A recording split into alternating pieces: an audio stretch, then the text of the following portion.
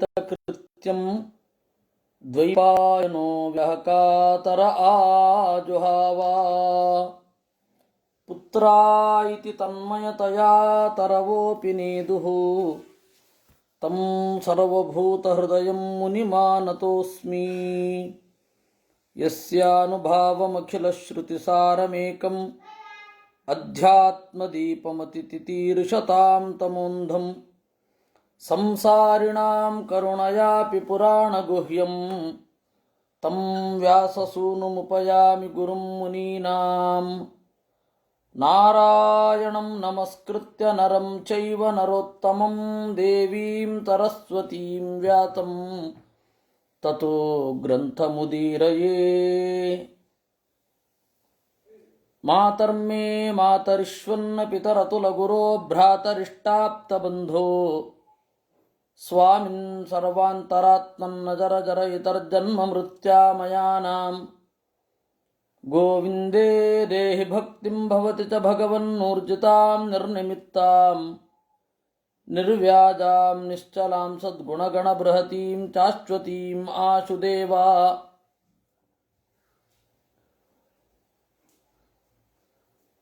ಭರತನ ಕಥೆಯನ್ನು ನಾವು ನೋಡ್ತಾ ಇದ್ವಿ. ಆ ಭರತ ಅವನ ಹೆಸರು ಏನು ಬ್ರಾಹ್ಮಣನಾಗಿದ್ದಾಗ ಅನ್ನೋದೇ ಹೇಳಲ್ಲ. ಯಾಕೆಂದರೆ ತನ್ನ ಹೆಸರನ್ನು ಯಾರೂ ಹೇಳುವಷ್ಟು ಸಂಘಕ್ಕೆ ಅವನು ಆಸ್ಪದ ಕೊಡಲಿಲ್ಲ ಅಂತ ಅನ್ನಿಸುತ್ತೆ. ತಸ್ಯಾಪಿ ಹವಾ ಆತ್ಮಜಸ್ಯ ಸವಿಪ್ರಃ ಪುತ್ರ ಸ್ನೇಹಾನುಬದ್ಧಮನಾಃ ಆಸಮಾವರ್ತನಾತ್ ಸಂಸ್ಕಾರಾನ್ ಯಥೋಪದೇತಂ ವಿದಧಾನ ಉಪನೀತಸ್ಯ ಚ ಪುನಃ ಶೌಚ ಆಚಮನಾದೀನ್ ಕರ್ಮ ನಿಯಮಾನ್ ಅನಭಿಪ್ರೇತಾನಪಿ ಸಮಶಿಕ್ಷಯತ್ ಅನುಶಿಷ್ಟೇನ ಹಿ ಭಾವ್ಯಂ ಪಿತುಃ ಪುತ್ರೇಣ ಇತಿ ಅಸದಾಗ್ರಹಃ. ತಸ್ಯ ಹವಾ ಆತ್ಮಜಸ್ಯ, ತನ್ನನ್ನು ತೀರಾ ಕೆಟ್ಟದಾಗಿ ತೋರಿಸಿಕೊಳ್ತಾ ಇದ್ದಾನೆ ಭರತ. ಆ ಬ್ರಾಹ್ಮಣನಿಗೆ ಇವನಿಗೆ ಮುಂಜಿ ಮಾಡಬಹುದೋ ಮಾಡಬಾರದೋ ಅಂತ ಅನ್ನಿಸಿಬಿಡ್ತು. ತಂದೆಯ ಕರ್ತವ್ಯ ಏನು? ಮಗನಿಗೆ ಮುಂಜಿ ಮಾಡಬೇಕು ಅಷ್ಟೇ, ಅದಕ್ಕಾಗಿ ಮಾಡೋದು. ಅವನು ಸ್ವೀಕಾರ ಮಾಡಲಿ ಮಾಡದೇ ಇರಲಿ, ಆ ಸಮಾವರ್ತನಾತ್, ಸಮಾವರ್ತನದ ತನಕ ಎಲ್ಲವನ್ನ ಮಾಡಿದ. ಸಮಾವರ್ತನ ಹೇಳಿದರೆ ಸ್ನಾನ ಮಾಡುವುದು ಅಂತ.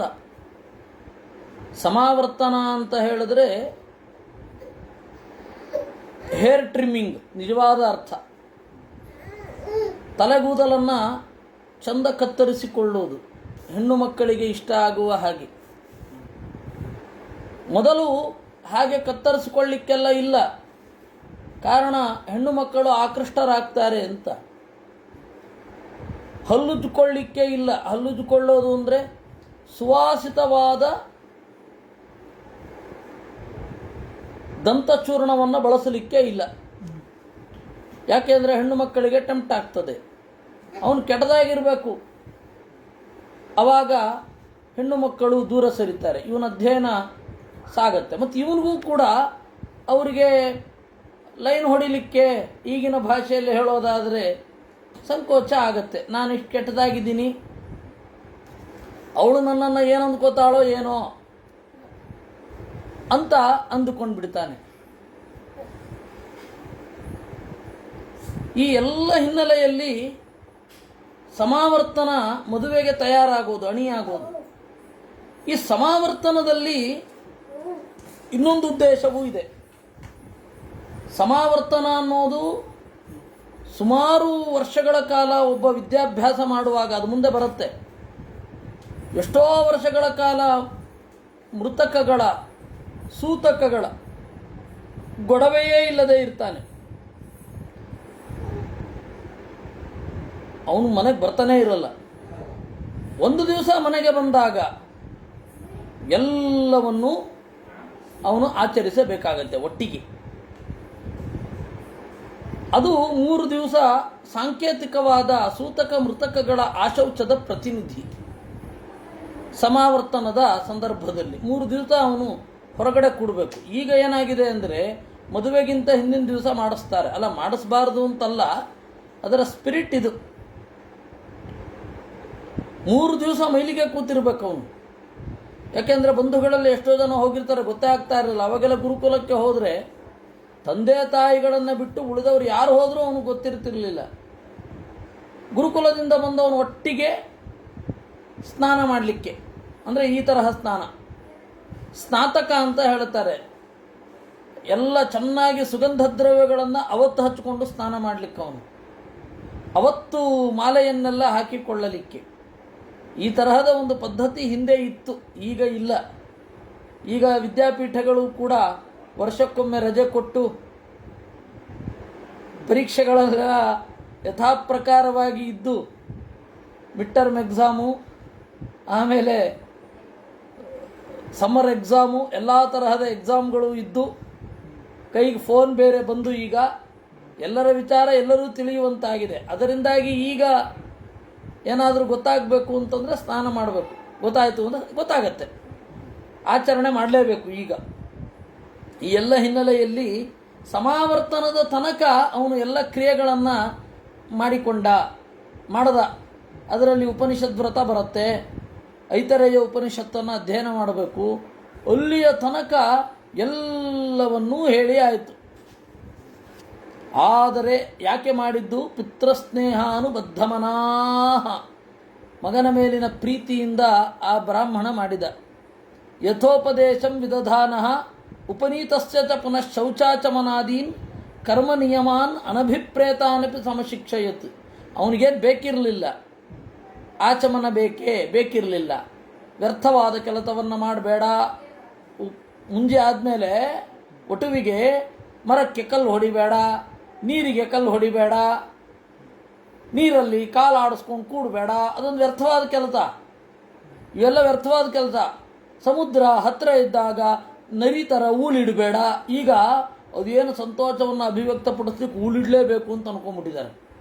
ನದಿ ಹತ್ತಿರ, ಸಮುದ್ರದ ಹತ್ತಿರ, ಜಲಾಶಯದಲ್ಲಿ ಸ್ನಾನ ಮಾಡಿಕೊಂಡು, ಸ್ನಾನ ಅಂತ ಅನ್ಬಾರ್ದು, ಅದನ್ನು ಮೈಗೆ ನೀರೊಡ್ಡಿ, ನೀರಿಗೆ ಮೈಯೊಡ್ಡಿ ಹೋದ್ ಕೂಗೋದು. ಇಂಥ ಅವಿವೇಕ, ಸಿಟ್ಟು ಬರುತ್ತೆ, ತೆಗೆದು ಹೋಗಿ ಬಾರಿಸ್ಬೋಣ ಅನ್ಸುತ್ತೆ. ಅಂತ ಕೂಗೋದು, ಅದನ್ನೆಲ್ಲ ಮಾಡಬೇಡ ಅಂತ ಹೇಳ್ತಾರೆ ಉಪನಯನ ಕಾಲದಲ್ಲಿ. ಮರಕ್ಕೆ ಕಲ್ಲೋಗಿಬೇಡ, ನೀರಿಗೆ ಕಲ್ಲೋಗಿಬೇಡ, ನೀರಲ್ಲಿ ಕಾಲಿಟ್ಟು ಆಡಿಸ್ತಾ ಇರಬೇಡ. ಅವೆಲ್ಲ ವ್ಯರ್ಥವಾದ ಕೆಲಸಗಳು ಮಾಡಬಾರದು ಅಂತ ಇರೋದು. ಉಗುರು ಕಡಿಬೇಡ. ಕೆಲವರು ಟೆನ್ಷನ್ ಆದಾಗ ಕಚ ಕಚ ಕಚ ಕಚ ಕಚ ಉಗುರು ಕಡಿತಾ ಇರ್ತಾರೆ. ನಿಮಗೊಂದು ತಮಾಷೆ ಹೇಳಬೇಕು. ಮುಂಜೆ ಆದಮೇಲೆ ನನಗೆ ಒಬ್ಬರು ಹಿರಿಯರು ಬಂದು, ನೋಡು ಬ್ರಹ್ಮಚಾರಿ ಶತಮರ್ಕಟ ಸಮಃ ಅಂತ ಹೇಳ್ತಾರೆ, ಆಗತಾನೆ ಮುಂಜಿಯಾದವನು 100 ಕೋತಿಗೆ ಸಮ ಅಂತೆ, ಇದನ್ನೆಲ್ಲ ಮಾಡಬೇಡ ಅಂತ ಉಪದೇಶದ ಲಿಸ್ಟಲ್ಲಿತ್ತು. ನಾನು ಅದನ್ನು ತಲೆಯಲ್ಲಿ ತುಂಬಿಕೊಂಡು, ಒಬ್ಬರು ಮೊದಲಿಂದಲೂ ಕಡಿತಾ ಇರಲಿಲ್ಲ ಅಂತ ಇಟ್ಕೊಳ್ಳಿ,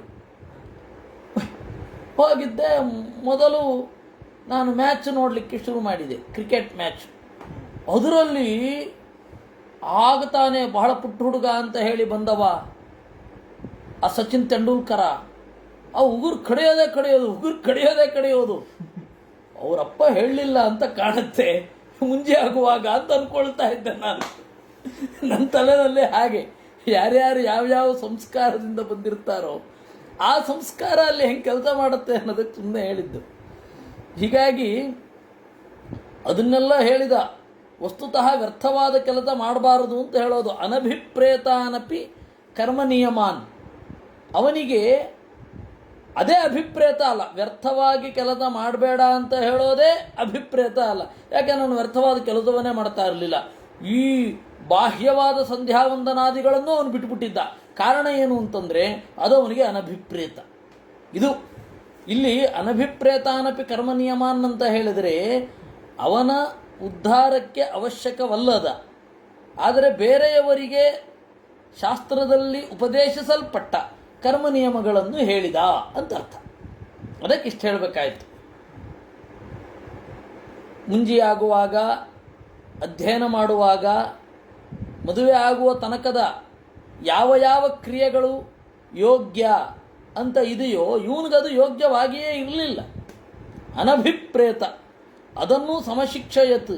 ಯಾಕೆ ಅಂದರೆ ಅನುಶಿಷ್ಟೇನ ಹಿ ಭಾವ್ಯಂ ಪಿತುಪುತ್ರೇಣ, ತಂದೆ ಕರ್ತವ್ಯ ಲೋಪ ಮಾಡಿದ ಅಂತ ಆಗಬಾರದಲ್ವಾ? ಹೇಳಲೇಬೇಕು, ಅದವನು ಕೇಳದೇ ಇರಲಿ. ಇದು ಅವನ ಆಗ್ರಹ. ಯಾಕಂದರೆ ಗೊತ್ತಿಲ್ಲ ಪಾಪ, ಇವನು ಒಳಗಡೆಯಿಂದ ಯಾರು ಅಂತ ಅವನಿಗೆ ಗೊತ್ತಿಲ್ವಲ್ಲ.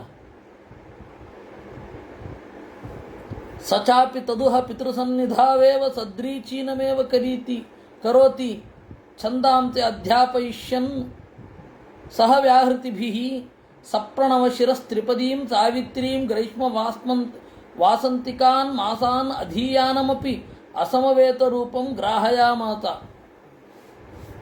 ಅದು ಸನ್ನಿಧಾವೇವ, ತಂದೆ ಎದುರುಗಡೆ ಇದ್ದಾಗ ಸರಿಯಾಗಿ ಮಾಡುವನೋ ಎಂಬಂತೆ ಇದ್ದ. ಉಳಿದವರೆಲ್ಲ ದೂರ ಹೋದು, ನಿಮ್ಮ ಮಗ ಏನು ಚೆನ್ನಾಗಿ ಮಾಡೋದಿಲ್ಲ ಅಂತ ಅನ್ನುವ ಹಾಗೆ. ಛಂದಾಂಸಿ ಅಧ್ಯಾಪಯಿಷ್ಯನ್ ಸಹ ವ್ಯಾಹೃತಿಭಿ. ಭೂಹು ಭುವಃ ಸುವಃ ಅನ್ನೋದು ವ್ಯಾಹೃತಿ.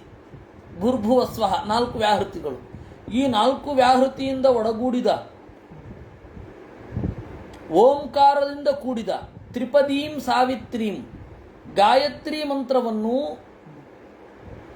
ಗ್ರೀಷ್ಮ ವಸಂತ ಮೊದಲಾದ ಮಾಸಗಳನ್ನು ಉಚ್ಚಾರ ಮಾಡುವಾಗಲೂ ಅಸಮವೇತ ರೂಪಂ ಗ್ರಾಹಯ ಮಾಸ, ಅಸಂಗತವಾಗಿ ಹೇಳ್ತಾ ಇದ್ದ. ಅಸಂಬದ್ಧ ಸ್ವರವರ್ಣಗಳಿಂದ ಹೇಳ್ತಾ ಇದ್ದ. ಕೆಟ್ಟದಾಗಿ ಹೇಳೋದು, ಆ ವರ್ಣವನ್ನು ಸ್ವರವನ್ನು ತಪ್ಪು ಉಚ್ಚಾರ ಮಾಡೋದು. ಏವಂ ಸ್ವತನುಜೆ ಆತ್ಮನಿ ಅನುರಾಗ ಆವೇಶಿತ ಚಿತ್ತ ಶೌಚ ಅಧ್ಯಯನ ವ್ರತ ನಿಯಮ ಗುರುವನಲ ಶುಶ್ರೂಷಣಾದ್ಯೌಪಕುರ್ವಾಣಕಾನಿ ಕರ್ಮಾಣಿ ತದಭಿಯುಕ್ತಾನ್ಯಪಿ ಸಮನುಚಿಷ್ಟೇನ ಭಾವ್ಯಮಿತ್ಯಸದಾಗ್ರಹ ಪುತ್ರ ಮನುಷ್ಯ ಶಾಸಪಿತ. ಮಗ ಈ ರೀತಿ ತಪ್ತಾ ಇರೋದು ಅವನಿಗೆ ಸಿಟ್ಟು ಬರ್ತಾ ಇತ್ತು ಅಪ್ಪನಿಗೆ.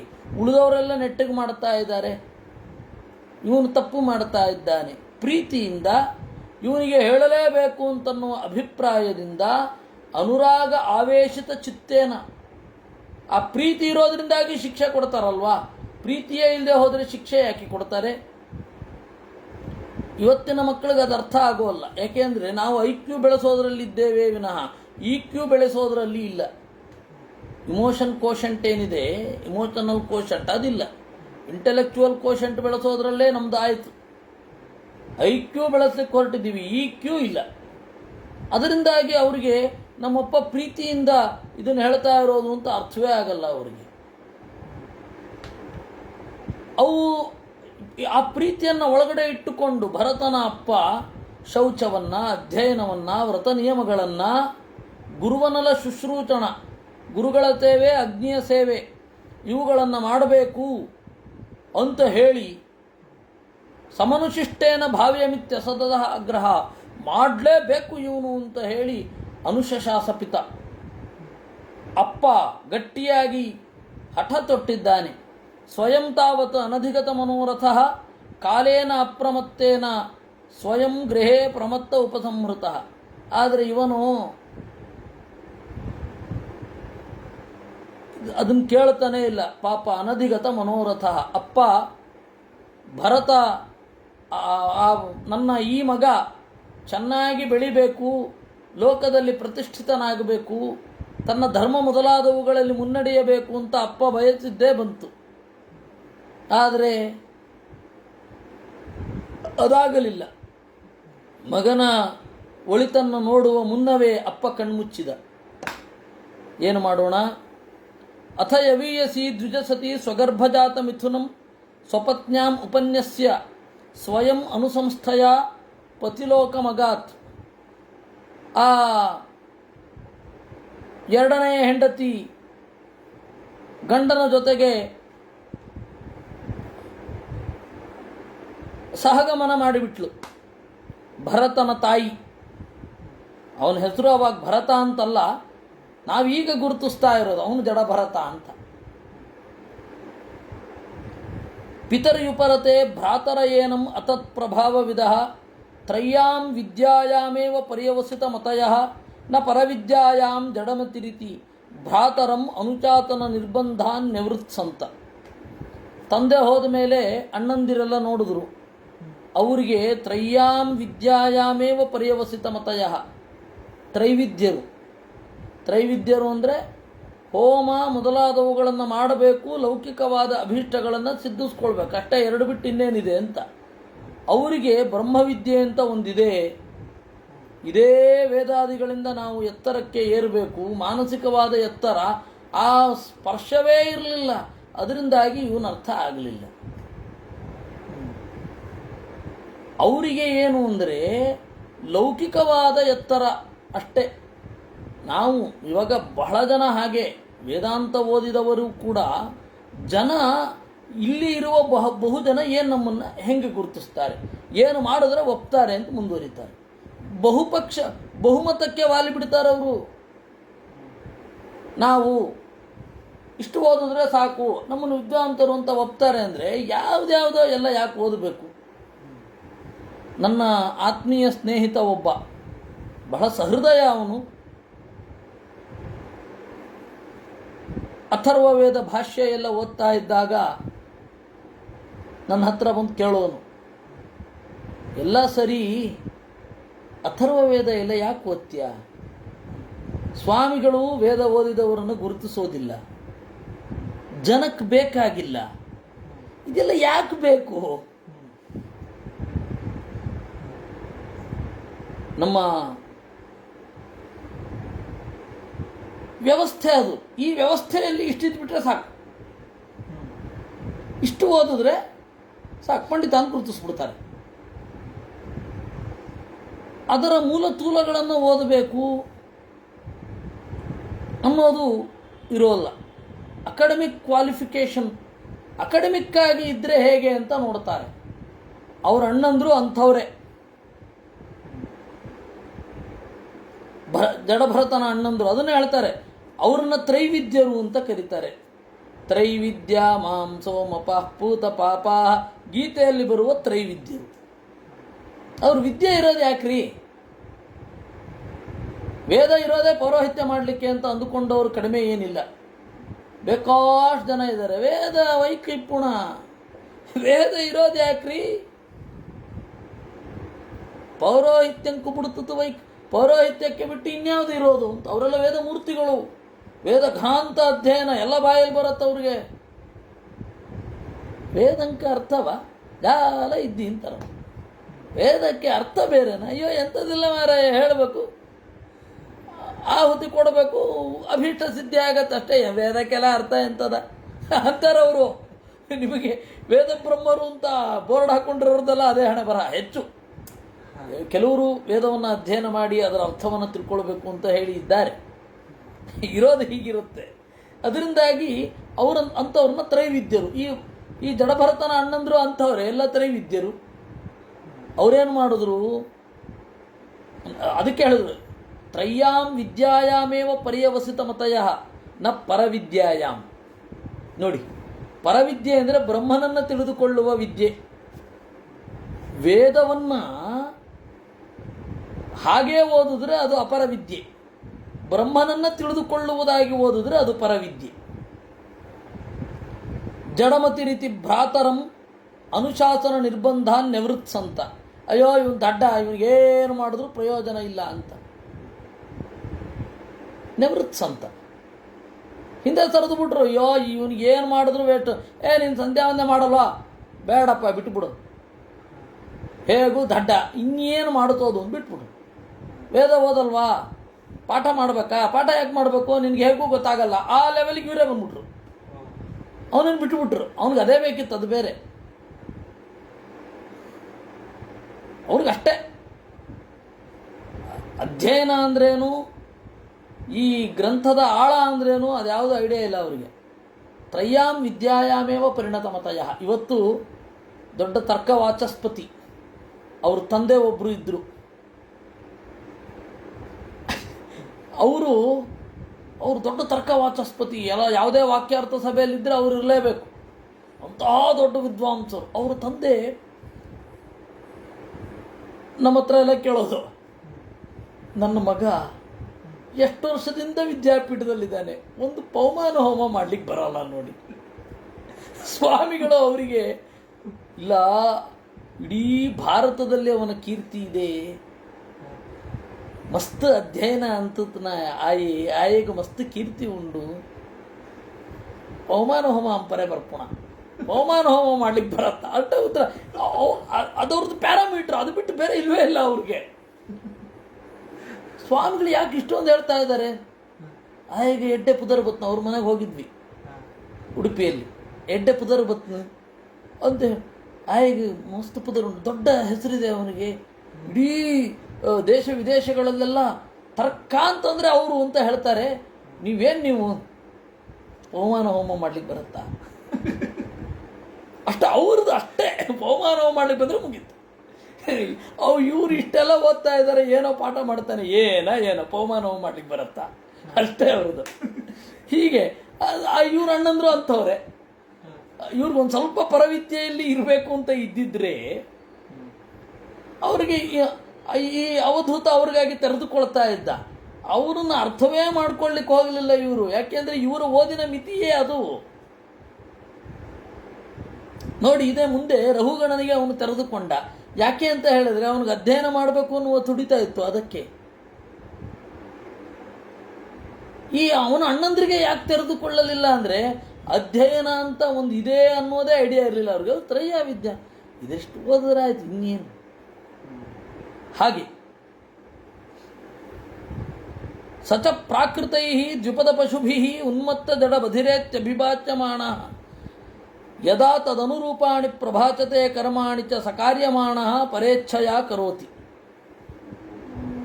ಸ ಪ್ರಾಕೃತೈ, ಅವರು ಅಕ್ಕಪಕ್ಕದ ಮನೆಯವರೆಲ್ಲ ನೋಡಿದ್ರು, ಇದೇನು ಎಂಥದ್ದು ಪ್ರಯೋಜನ ಇಲ್ಲ ಈ ಪ್ರಾಣಿ ಅಂತ ಹೇಳಿ ಹುಚ್ಚ, ಮೂರ್ಖ, ಕಿವುಡ, ದಡ್ಡ ಈ ತರಹ ಎಲ್ಲ ಯೋಚನೆ ಮಾಡಿ ತದನುರೂಪಾಣಿ ಪ್ರಭಾಚತೆ, ಅವ್ರಿಗೆ ಮಾತಾಡ್ತಾ ಇದ್ದಾಗ ಇವನು ಹಾಗೇ ಮಾತಾಡ್ತಾ ಇದ್ದ. ಅವರು ಯಾವ ಭಾವನೆಯಲ್ಲಿ ಮಾತನಾಡ್ತಾ ಇದ್ರೋ ಅದೇ ಭಾವನೆಯಲ್ಲಿ ಇವನು ಮಾತನಾಡ್ತಾ ಇದ್ದ. ವಿಷ್ಟಿತೋ ವೇತನಾವತೋ ವಾ ಯಾಂಚಯಾತ್ ಯದೃಚ್ಛಯಾಚ ಉಪಸಾದಿತಂ ಅಲ್ಪಂ ಬಹುಮೃಷ್ಟಂ ಕದನ್ನಂ ವಾ ಅಭ್ಯವಹರತಿ ಪರಂ ನೇಂದ್ರಿಯ ಪ್ರೀತಿ ನಿಮಿತ್ತಂ. ವಿಷ್ಟಿ ಅಂದರೆ ಬಿಟ್ಟಿ ಅಂತ. ಆ ವಿಷ್ಟಿಯೇ ಅದು ವೇದದಲ್ಲಿಯೂ ಇದೆ. ಋಭವೋ ವಿಷ್ಟ್ಯಕ್ರತ ಅಂತ. ಋಭುಗಳು ಬಿಟ್ಟಿ ಕೆಲಸ ಮಾಡಿದ್ರು. ವಿಷ್ಟಿ ಅದೇ ಕನ್ನಡದಲ್ಲಿ ಬಿಟ್ಟಿಯಾಗಿರೋದು. ಗೊತ್ತಾಯ್ತಾ? ಬಿಟ್ಟಿಗೆ ಏನು ಮೂಲ ಅಂತ ಹೇಳಿ ಹುಡುಕ್ತಾ ಇದ್ದೆ. ಆವಾಗ ಪೇದಾವರ ಸ್ವಾಮಿಗಳು ಅವು ಭಾಗವತಂಟೆ ಉಂಡು ಅಂತಂದರು. ಆಮೇಲೆ ವೇದದಲ್ಲಿದೆ ಅಂತ ಗೊತ್ತಾಯಿತು. ಋಭವೋ ವಿಷ್ಟ್ಯಕ್ರತ, ಬಿಟ್ಟಿಯಾಗಿ ಮಾಡಿದ್ರು, ಬಿಟ್ಟಿಯಾಗಿ ಮಾಡ್ತಾ ಇದ್ದ. ವೇತನತೋವ, ಅಥವಾ ಏನಾದರೂ ಕೆಲಸ ಮಾಡಿದರೆ ಒಂದಿಷ್ಟು ದುಡ್ಡು ಕೊಡೋರು. ಯಾಂಚ ಯಾವ, ಅದೂ ಕೊಡದೆ ಹೋದರೆ ಬೇಡ್ತಾ ಇದ್ದ. ಅಥವಾ ಏನೂ ಇಲ್ಲ, ಸುಮ್ಮನೆ ಇದ್ದ, ಯಾರೋ ಬಂದು ಒಂದಿಷ್ಟು ಅನ್ನ ಕೊಟ್ಟರು, ಮನೆಯಲ್ಲಿ ಉಳಿದಿದೆ ಅಂತ. ಅದು ಕದನ್ನ. ಅಲ್ಪಂ ಬಹು, ಒಂದೋ ಸ್ವಲ್ಪ, ಒಂದೋ ಇಷ್ಟಿಷ್ಟು ಕೊಡ್ತಾ ಇದ್ರು. ಮೃಷ್ಟಂ, ಚೆನ್ನಾಗಿರೋದು, ಅದಕ್ಕೂ ಏನು ಹೇಳ್ತಾ ಇರಲಿಲ್ಲ. ಕದನ್ನಂ, ಅತ್ಯಂತ ಕೆಳಗಿನ ಅನ್ನ, ಚೆನ್ನಾಗಿರಲಿಲ್ಲ, ಅಂತಹ ಅನ್ನವನ್ನು ಉಣ್ಣುತ್ತಾ ಇದ್ದ.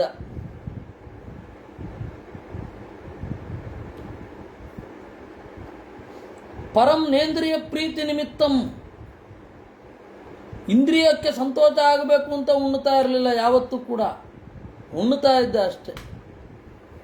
ನಿತ್ಯ ನಿವೃತ್ತ ದುಃಖ ಸ್ವಸಿದ್ಧ ವಿಶುದ್ಧ ಅನುಭವಾನಂದ ಸ್ವಾತ್ಮ ಲಾಭಾದಿಗಮಃ ಸುಖ ದುಃಖಯೋ ದ್ವಂದ್ವ ನಿಮಿತ್ತಯೋ ಅಸಂಭಾವಿತ ದೇಹಾಭಿಮಾನ. ಯಾಕೆ ಅಂದರೆ ದುಃಖದ ಸೋಂಕಿರದ ವಿಶುದ್ಧವಾದ ಆನಂದದ ಅನುಭವ, ದೇವರ ಚಿಂತನೆ ಇದೇ ಆಗಿಬಿಟ್ಟಿತ್ತು ಅವನಿಗೆ. ಹೊರಗಡೆಯ ಸುಖ ದುಃಖಗಳನ್ನೆಲ್ಲ ಗಮನಿಸ್ತಾನೇ ಇರಲಿಲ್ಲ. ಅದಕ್ಕೆ ಹೇಳಿದ್ರು ಅಸಂಭಾವಿತ ದೇಹಾಭಿಮಾನ, ದೇಹದ ಮೇಲಿನ ಅಭಿಮಾನವೇ ಇರಲಿಲ್ಲ ಅವನಿಗೆ. ಶೀತೋಷ್ಣ ವಾತವರ್ಚೇಷು ವೃಷೈವ ಅನಾವೃತಾಂಗ ಪೀನಃ ಸಂಹನನಾಂಗ ಸ್ಥಂಡಿಲ ಸಂವೇಚನ ಅನುನ್ಮರ್ದನ ಅನುನ್ಮಜ್ಜನೇನ ರಜತ ಮಹಾಮಣಿರಿವ ಅನಭಿವ್ಯಕ್ತ ಬ್ರಹ್ಮಚರ್ಯ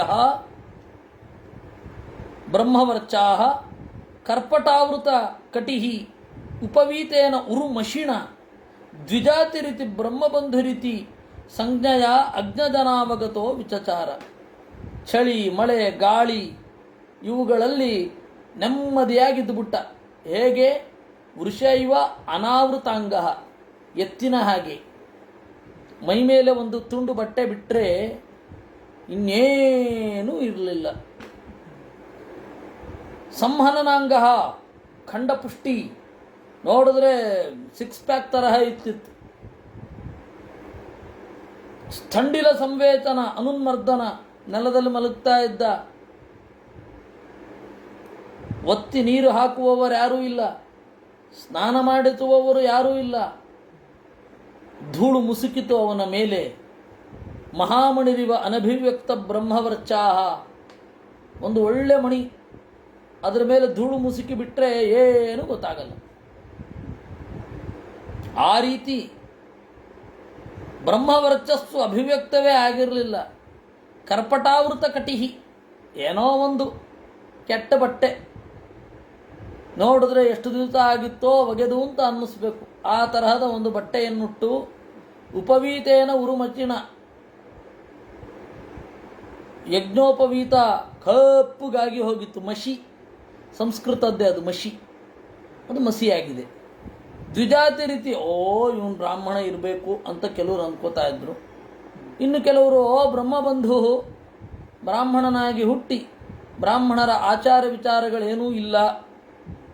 ಆ ರೀತಿ ಅಜ್ಞಜನಾಮಗತೋ ವಿಚಚಾರ, ಈ ರೀತಿ ಅವನು ತಿರುಗ್ತಾ ಇದ್ದ. ಯದಾತು ಪರತ ಆಹಾರಂ ಕರ್ಮವೇತನತ ಈಹಮಾನಃ ಸ್ವಭ್ರಾತೃಭಿರಪಿ ಕೇದಾರ ಕರ್ಮಣಿ ನಿರೂಪಿತಃ. ಆಹಾರ ಬೇಕು, ಅವರ ಅಣ್ಣಂದಿರು ಆಹಾರ ಬೇಕೇನು, ಊಟ ಹಾಕ್ತೀವಿ, ಹೊಲ ಉಳು ಅಂತ ಇದ್ರು. ಸ್ವಭ್ರಾತೃಭಿರಪಿ ಕೇದಾರ ಕರ್ಮಣಿ ನಿರೂಪಿತಃ ಕರೋತಿ. ಹೊಲ ಉಳ್ಳಿಕ್ಕೆ ಹಚ್ಚಿದ್ರು, ಅವನ್ನ ಮಾಡ್ತಾ ಇದ್ದ. ಕಿಂತು ನತಮಂ ವಿಷಮಂ ನ್ಯೂನಮಧಿಕಮಿತಿ ವೇದ. ಈ ತರಹ ಮಾಡಬೇಕು, ಹೀಗೆ ಮಾಡಬೇಕು, ಇಲ್ವೇ ಇಲ್ಲ, ಮಾಡ್ತಾ ಇರೋದು. ನಾನು ಮಾಡ್ತಾ ಇರುವ ಕೆಲಸಕ್ಕೆ ಸರಿಯಾಗಿ ಕೊಡ್ತಾ ಇದ್ದಾರಾ, ಕೊಡ್ತಾ ಇಲ್ವಾ, ಏನನ್ನೂ ನೋಡಲಿಲ್ಲ. ಕಣ ಪಿಣ್ಯಾಕ ಫಲೀಕರಣ ಕುಲ್ಮಾಚ ಸ್ಥಾಲಿ ಪುರೀಚಾದೀನಿ ಅಪಿ ಅಮೃತವದ ಆರೋಚಯತಿ. ಒಂದು ಕಣ ಕೊಟ್ಟರು ಆಯಿತು, ಪಿಣ್ಯಾಕ ಸ್ವಲ್ಪ ಕೆಟ್ಟು ಹೋದದ್ದು, ಆಮೇಲೆ ಕುಲ್ಮಾಶ. ಕುಲ್ಮಾಶ ಅಂತ ಹೇಳಿದ್ರೆ ಕಾಡು ಉದ್ದು, ಅದನ್ನು ಕೊಟ್ಟರು ತಿಂತಾ ಇದ್ದ. ಉದ್ದಿನಲ್ಲೇ 2 ತರಹ ಬರುತ್ತೆ, ಒಂದು ಕಾಡು ಉದ್ದು, ಇನ್ನೊಂದು ರಾಜಮಾಷ ಅಂತ. ಈಗ ಅದನ್ನು ಹಿಂದಿಯವರು ರಾಜ್ಮಾ ಮಾಡಿಬಿಟ್ಟಿದ್ದಾರೆ, ಅದು ರಾಜಮಾಷ. ಹಾಗೆ ಕುಲ್ಮಾಷ ಅಂತ. ಆ ಥರದ್ದು ಏನು ಕೊಟ್ಟರು? ಸ್ಥಾಲಿಪುರೀಚಾದೀನಪಿ. ಸ್ಥಾಲಿಪುರೀಚ ಅಂತಂದರೆ ಸೀಕಲು ಅಂತಾರಲ್ಲ, ಸೀದು ಹೋಗಿದ್ದು, ಸೀದು ಹೋದ ಅನ್ನ, ಅದನ್ನು ಕೊಟ್ಟರು ಅಮೃತವದಾರೋಚ ಐತಿ, ಅಂತ ಹೇಳಿ ತಿಂತಾ ಇದ್ದ. ಅಥ ಕದಾಚಿತ್ ವೃಷಳೀಪತಿ ಭದ್ರಕಾಳಿ ಪುರುಷ ಪಶುಂ ಆಲಭತ ಅಪತ್ಯ ಕಾಮ. ಒಂದು ಬಾರಿ ಒಬ್ಬ ಬೇಡರ ಒಡೆಯ, ಅವನಿಗೆ ಯಾರೋ ಹೇಳಿದ್ರು, ಮಗು ಬೇಕಾ ನಿನಗೆ? ಹೌದು. ಒಬ್ಬ ಖಂಡಪುಷ್ಟಿಯಾದ ಪುರುಷನನ್ನು ತಂದು ಕತ್ತರಿಸಿ ಬಲಿ ಕೊಡ್ರಿ ಭದ್ರಕಾಳಿಗೆ. ತಸ್ಯ ದೈವ ವಿಮುಕ್ತಸ್ಯ ಪಶೋಃ ಪದವೀಂ ತದನುಚರಾಃ ಪರಿಧಾವಂತಃ ನಿಶೀಥ ಸಮಯೇ ತಮಸಾ ಆವೃತಾಯಾಂ ಅನಧಿಗತ ಪಶವಃ ಆಕಸ್ಮಿಕೇನ ವಿಧಿನಾ ಕೇದಾರಾನ್ ವಿರಾತನೇನ ಮೃಗವರಾಹಾದಿಭ್ಯಃ ಸಂರಕ್ಷ್ಯಮಾಣಂ ಆಂಗಿರತ ಪ್ರವರಂ ಸುತಂ ಅಪಶ್ಯನ್. ಅವರೇನು ಮಾಡಿದ್ರು, ಒಬ್ಬ ಪಶುವನ್ನು ಹಿಡಿದಿಟ್ಟಿದ್ರು, ಗೊತ್ತೇ ಇರಲಿಲ್ಲ. ಅವನನ್ನು